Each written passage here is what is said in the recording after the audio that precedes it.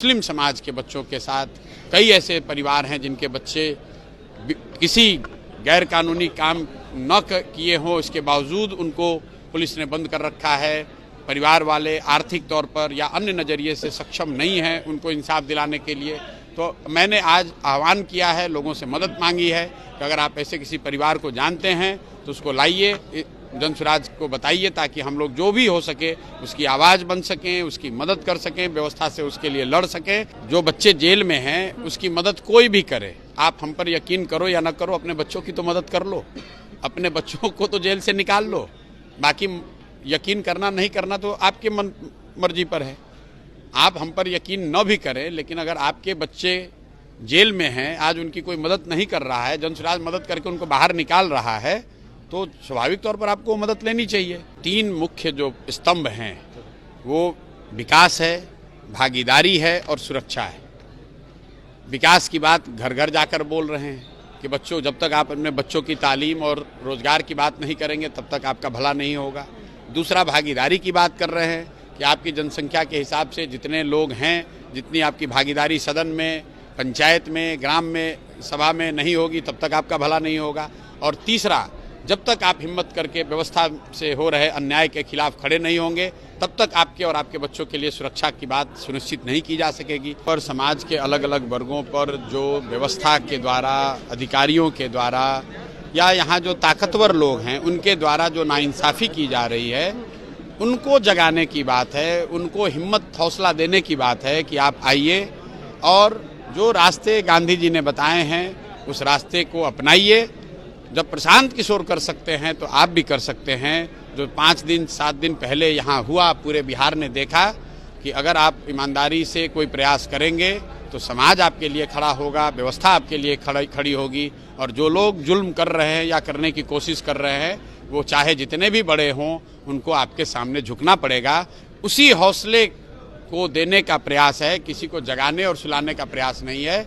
लोगों को ये बताना चाहते हैं कि आप आइए, क्योंकि ये जानकारी मिली है पिछले 10-15 दिनों में कई लोगों के द्वारा कि मुस्लिम समाज के बच्चों के साथ कई ऐसे परिवार हैं जिनके बच्चे किसी गैर कानूनी काम न किए हों, इसके बावजूद उनको पुलिस ने बंद कर रखा है। परिवार वाले आर्थिक तौर पर या अन्य नज़रिए से सक्षम नहीं हैं उनको इंसाफ दिलाने के लिए। तो मैंने आज आह्वान किया है, लोगों से मदद मांगी है कि अगर आप ऐसे किसी परिवार को जानते हैं तो उसको लाइए, जनसुराज को बताइए, ताकि हम लोग जो भी हो सके उसकी आवाज़ बन सकें, उसकी मदद कर सकें, व्यवस्था से उसके लिए लड़ सकें, ताकि उन बच्चों को साथ इंसाफ हो सके।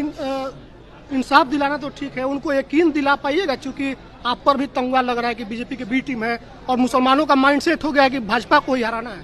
तो कैसे भाई, ऐसा है कि मदद, जो बच्चे जेल में हैं उसकी मदद कोई भी करे, आप हम पर यकीन करो या ना करो, अपने बच्चों की तो मदद कर लो, अपने बच्चों को तो जेल से निकाल लो।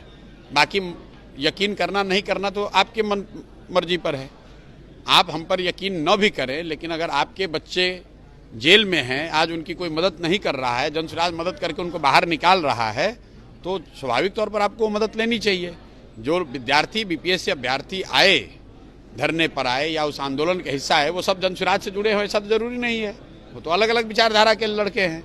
लेकिन अगर वो देख रहे हैं कि जनसुराज उनकी आवाज़ को बुलंद कर रहा है, जनसुराज के या प्रशांत किशोर के प्रयास से बीपीएससी, अब बीपीएससी में जो हुई अनियमितता हुई, वो सिर्फ बीपीएससी के अभ्यर्थियों का मामला नहीं है। अब बिहार भर का युवा जान रहा है कि नहीं, यहाँ पर प्रतियोगिता परीक्षाओं में बड़े पैमाने पर धांधली होती है, बड़े पैमाने पर पेपर लीक होता है, नौकरियों को बेचा जाता है।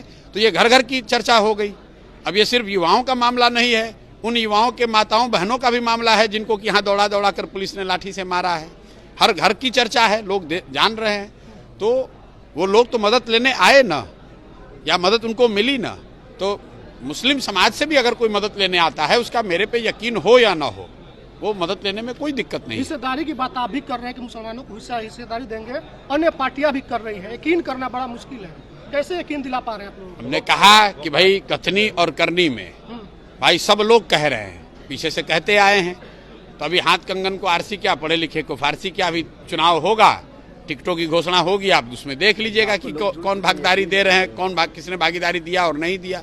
अब मुसलमानों को बेदार करने का जो आपका मुहिम है, इसमें किन किन चीज़ों को लेकर के आप बेदार करने के प्रयास कर रहे हैं? भैया 3 मुख्य जो स्तंभ हैं वो विकास है, भागीदारी है और सुरक्षा है। विकास की बात घर घर जाकर बोल रहे हैं कि बच्चों, जब तक आप अपने बच्चों की तालीम और रोजगार की बात नहीं करेंगे तब तक आपका भला नहीं होगा। दूसरा, भागीदारी की बात कर रहे हैं कि आपकी जनसंख्या के हिसाब से जितने लोग हैं, जितनी आपकी भागीदारी सदन में, पंचायत में, ग्राम में, सभा में नहीं होगी तब तक आपका भला नहीं होगा।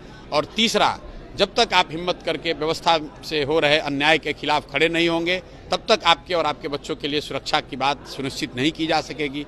तो जन सुराज जो मुस्लिम समाज को कह रहा है कि ये वो व्यवस्था है जिसमें जुड़कर आप अपने और अपने बच्चों के विकास की बात सोच सकते हैं, उनके राजनीतिक भागीदारी को सुनिश्चित कर सकते हैं और साथ में ये भी सुनिश्चित कर सकते हैं कि आप पूरी तरीके से आप और आपकी आने वाली पीढ़ी सुरक्षित रहे, व्यवस्था उनको डरा ना पाए, कोई उनको साथ नाइंसाफ़ी ना कर पाए। तो यही 3 मुख्य स्तंभ है, इसी को लेकर आगे चलेंगे।